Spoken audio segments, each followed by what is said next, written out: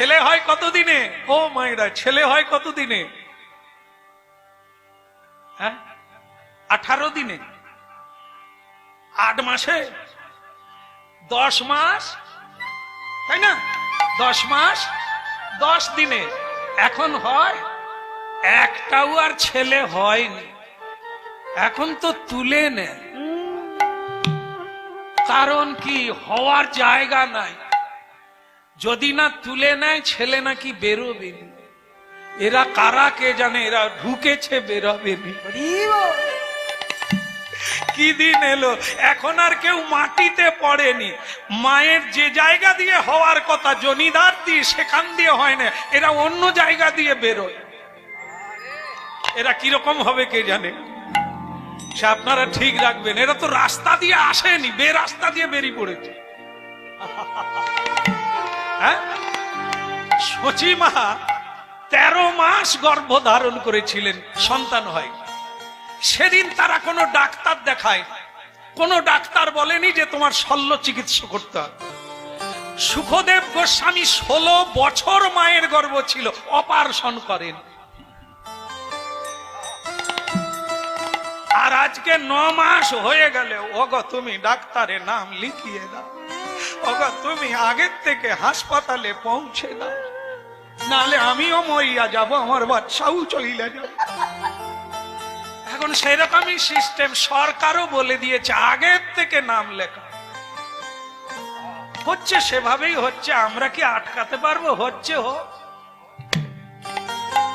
হচ্ছে হোক। তবে খাতা খুলে খুলে দেউলে হয়ে গেলাম, কোথাও লেখা নাই যে ঢুকলে বেরোবেন। ওরে রাস্তা তো আছে, সময় তো দে, সময় হলেই বেরোবে, কেউ থাকবে না। মায়ের গর্ভে কেউ আটকায় না। 18 বৎসর 18 মাস এই মালিনী দেবীর গর্ভে 18 মাস সন্তান বার হয় না। শ্রীবাস ঠাকুর খালি ভাগবত করে আর কীর্তন করে, মারে তুই কিছু ভাবিস না, এ তোর ভেতরে কে ঢুকেছে আমি জানি, তুই কাঁদিস না। কাঁদতেই যদি হয় কৃষ্ণ বলে কাঁদ, তোর মঙ্গল হবে। কারণ সাধারণ সন্তান থাকতে পারে না, অসাধারণ সন্তান সুখদেব গোস্বামীর মতো মায়ের গর্ভে অপেক্ষা করে। রাধে রাধে। তোর ভয় নাই, ভয় নাই, ভয় নাই, ভয় নাই, হরি হরি বলো ভাই, ভয় নাই, ভয় নাই, হরি হরি বলো ভাই, ভয় নাই, ভয় নাই। বলে কৃষ্ণ কানাইয়া কি জয় হোক। আর জোর করে বলেন নবদ্বীপ মন্ডল কি। কানে কিছু শুনেছ কি? এই মেয়েরা, এই মেয়েরা, কোন পাড়ায় বাড়ি রে? এই তোরা শুনেছিস বিধবা মেয়ের ছেলে হয়েছে? মানে এখনো হয়নি, গর্ভে আছে। হ্যাঁ, চাঁদ কাজী মুসলমান রাজা, সে খবর দিয়েছে এসব নোংরামো চল। আসলে নোংরা জিনিস তো নয়, ভালো কথা তো কানে কেউ দেবে না। রাজার কানে আমাদেরই দলের লোক আমাকে তো ডুবাবার জন্য আছে, অন্য লোক নয়। রাজা মুসলিম হলে কি হবে, নালিশ তো জানিয়েছে ওই যারা কথা দিয়ে দেখে, চশমার উপর দিয়ে দেখে। এই এদের মতো খতরনাক কিছু লোক আছে, এরা ভালো খবর কাউকে দেয় না। চাঁদ কাজীকে গিয়ে বলে, মহারাজ কি বলবো, এই আপনার রাজ্যে বাস করে বেধবা মেয়ের গর্ভ হবে, এরপরে তো বজ্র বৃষ্টি হবে, আমরা আর বাঁচবো। বলে কি হয়েছে, আপনাদের মতো বৈষ্ণব থাকতে। ওই এটা নেড়ে দিল, আর এটা দিয়ে দেখে বলছে, বলবে না ওই নিত্যানন্দ, ওই মহাপ্রভু যাকে নিয়ে নাচানাচি কেষ্ট দল করেছে, এরা সব উচ্ছন্নে যাবে। আমরা এত শাস্ত্র পড়েছি, কোন জায়গায় লেখা নাই যে উচ্চস্বরে হরিনাম করবে, এ সব মরবে। চাঁদ কাজী বললেন, ঠিক আছে ঠিক আছে, আপনারা নিশ্চিন্তে ঘুমান, ও মেয়েটাকে আমি তুলে আনবো, এখানে এনে কয়েদখানায় রেখে দেবো, আর এই নিন্দাবাদ হবে না। এই কে আছিস? খাওয়া দাওয়া পরে হবে, আগে মেয়েটাকে তুলে নিয়ে। ফার্স্ট লোকজনেরা ছুটলো, চাঁদ কাজীর লোক গিয়ে মেয়েটাকে একবার পালকি করে তুলে নিয়ে রাজবাড়িতে ঢুকে গেল। চাঁদ কাজী কি আপনি খুশি কি? চাঁদ কাজী বলে, তোরা যে এক কথায় কাজ করেছিস আমার ভালো লেগেছে, মেয়েটাকে নিয়ে চলে এসেছি। মেয়েটা সমানে কেঁদে যাচ্ছে, ঠাকুরের নাম করে যাচ্ছে, হেনবেলা নিত্যানন্দ আসিল তথা, ওগো হেনবেলা নিত্যানন্দ আসিল তথা, ওগো হেনবেলা নিত্যানন্দ আসিল তথা। আরে হেনবেলা নিত্যানন্দ আসিল তথা। কি বলো, হরিধ্বনি উলুধ্বনি করিছে সবাই। ওগো হরিধ্বনি উলুধ্বনি করিছে সবাই, আরে হরিধ্বনি উলুধ্বনি করিছে সবাই, হরিধ্বনি উলুধ্বনি করিছে সবাই। হরিধ্বনি উলুধ্বনি করিছে সবাই, ওগো হেনবেলা নিত্যানন্দ আসিল তথা। ওগো হেনবেলা নিত্যানন্দ আসিল তথা। বলে হরি বল হরি বল, হরি বল হরি বল, হরি বল হরি বল, হরি বল হরি বল, এই তোমার সম্বল। হরি বল হরি গৌর হরি হরি বল। হরি বল, আরে এই তোমার সম্বল। হরি বল, আরে এই তোমার সম্বল। বলে হরি বল হরি বল, এই তোমার সম্বল। হরি বল হরি বল, হরি বল হরি বল, এই তোমার সম্বল। হরি বল হরি বল, হরি বল। হরি বল। চাঁদ কাজীর জয় হোক। তো সেই চশমাওয়ালা ওখানে আছে, বলে প্রভু এই হলো সেই লোক, এ বিধবা মেয়েকে বর দিয়েছে, তার ছেলে হবে, বলুন তো এগুলো ঠিক? চাঁদ কাজী বললেন, এই তোমার নাম কি? আমার নাম আপনি এখনো শুনেননি নাকি? স্বপ্নে দেখেননি আমি কে? নাম নিত্যানন্দ। নাচে নিত্যানন্দ,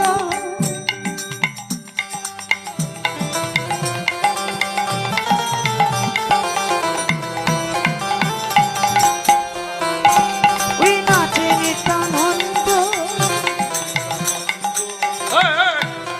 এখানে নাচছ কি? বলে নাম নিত্যানন্দ। ওরে নাম নিত্যানন্দ।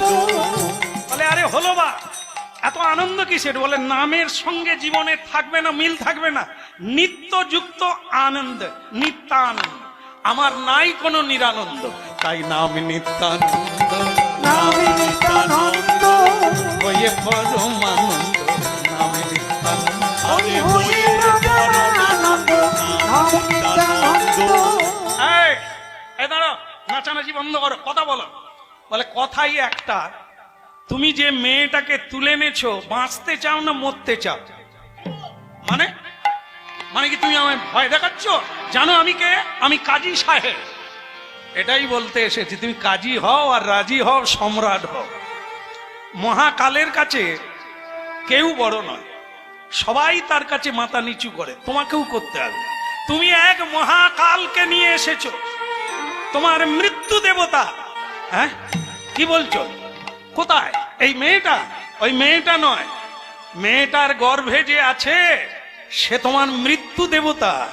যদি শ্মশান মানে ফিরিয়ে দাও তো বেঁচে যাবে, আর যদি তার এখানে ক্ষতি করো, তাকে রেখে দাও, তাহলে তুমি মরে যাবে।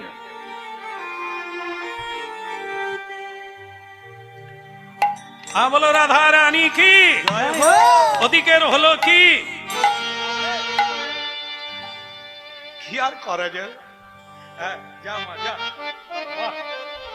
এ হরি কথা শোনার পরেও প্রণাম করতে আসছিস, কি বলতে কি বলে ফেলবো। যা যা, কৃপা হোক, মহাপ্রভুর কৃপা হোক। এখন এই তো কৃপা হয়ে গেল। হ্যাঁ, মেয়েটাকে ধরে কাজীর বাড়িতে নিয়ে গেল। নিত্যানন্দ বলছে এর গর্ভে কে আছে আপনি জানেন না। যেরকম কয়াধুর গর্ভে কে আছে ও অসুরেরা জানে না, দেবতারাও জানে না। তাই ইন্দ্র প্রহ্লাদের মাকে চুরি করতে নিয়ে গিয়েছিল। তাকে দেবশ্রী নারদ বলে দিয়েছিল যে দেবতার বংশ পর্যন্ত ধ্বংস হয়ে যাবে এর গর্ভে যে আছে। ইন্দ্র নারদের কথা বিশ্বাস করে, তাই সেই কয়াধুমাকে ছেড়ে দিয়ে তাকে 3 বার প্রদক্ষিণ করে প্রণাম করে দেবতা চলে গিয়েছিল। কারণ বৈষ্ণবের মতো বড় কেউ নেই।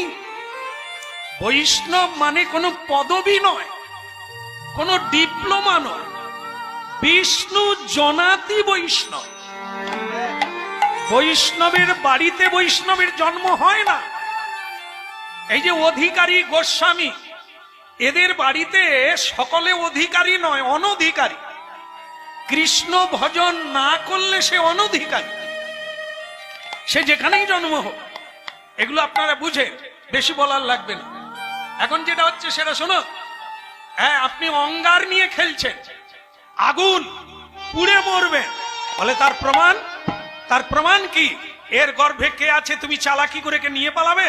বলে তাহলে জানবেন।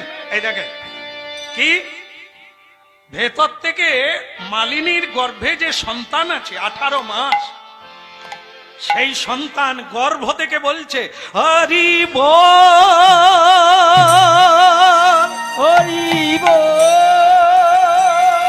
নিতাই গৌর হরি বল, হরি বল, হরি বল, হরি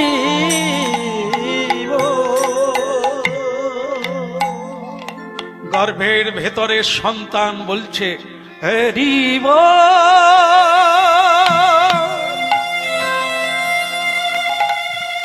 দেখে চাঁদ কাজী ভয়ে ভীত হয়ে মালিনী দেবীকে নমস্কার করে বললেন, মা তুমি নির্ভয়ে থাকো, আমি বুঝতে পারি না মা, আমি অন্ধ, তাই তোমাকে তুলে এনেছি। আমার লোকজনেরা তোমাকে সসম্মানে তোমার বাড়িতে পৌঁছে দেবে, তুমি আমাকে শুধু ক্ষমা করে দাও মা, আমি যেন এ ভুল আর দ্বিতীয়বার না করি। ভাব, এই আজ থেকে 500 বছর আগে এই লীলা ঘটল পশ্চিমবঙ্গের মাটিতে। গর্ভের সন্তান হরি বল, হরি বল।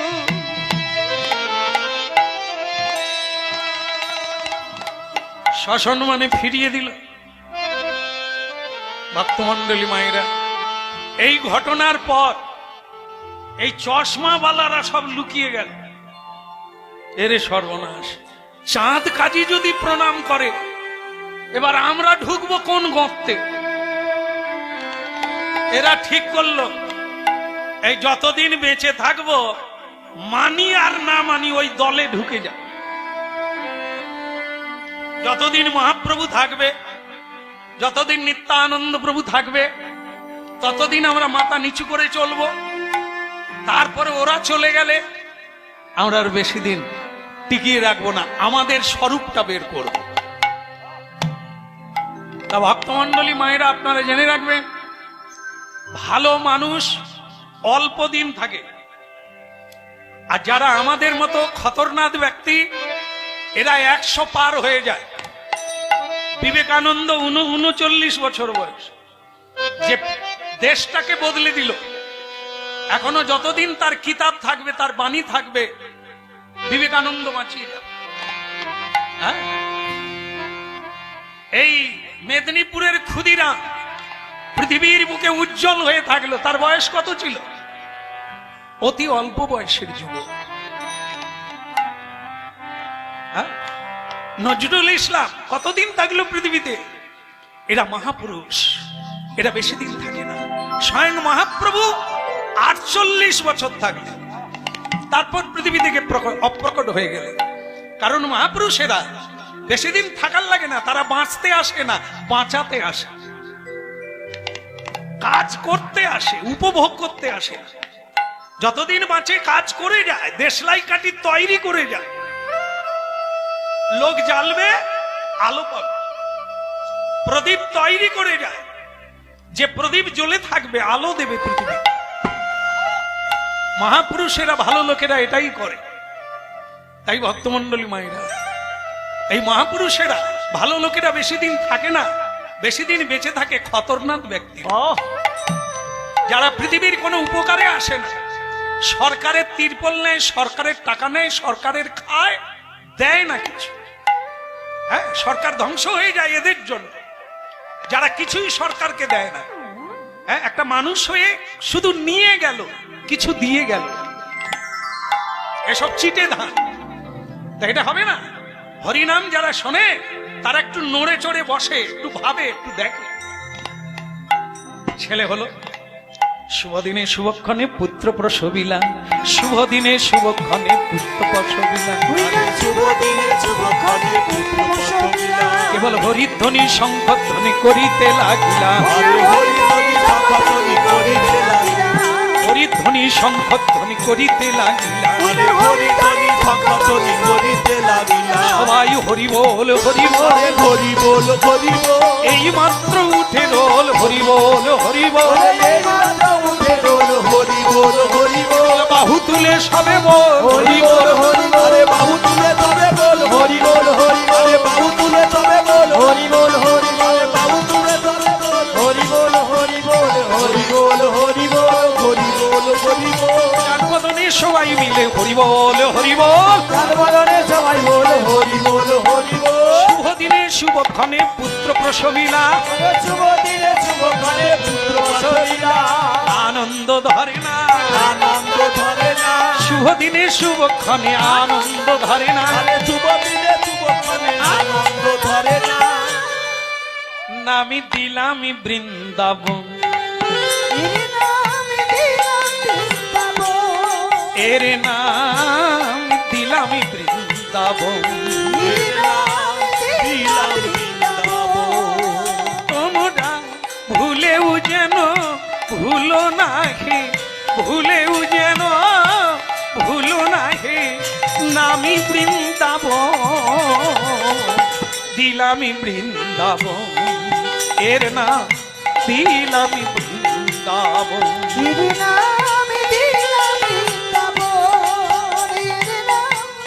ভক্তমন্ডলী মায়েরা, পৃথিবীর বুকে আপনারাও যারা মোবাইল ব্যবহার করেন, মোবাইলে সার্চ করে দেখবেন এই বৃন্দাবন দাস ঠাকুর চৈতন্য ভাগবত রচয়িতা, যিনি আগে সকলের আগে এটি রচনা করলে, যদি না করতেন আজ আমরা এই হরিবাসর পেতাম না, আজ আমরা এই কীর্তন জানতাম না।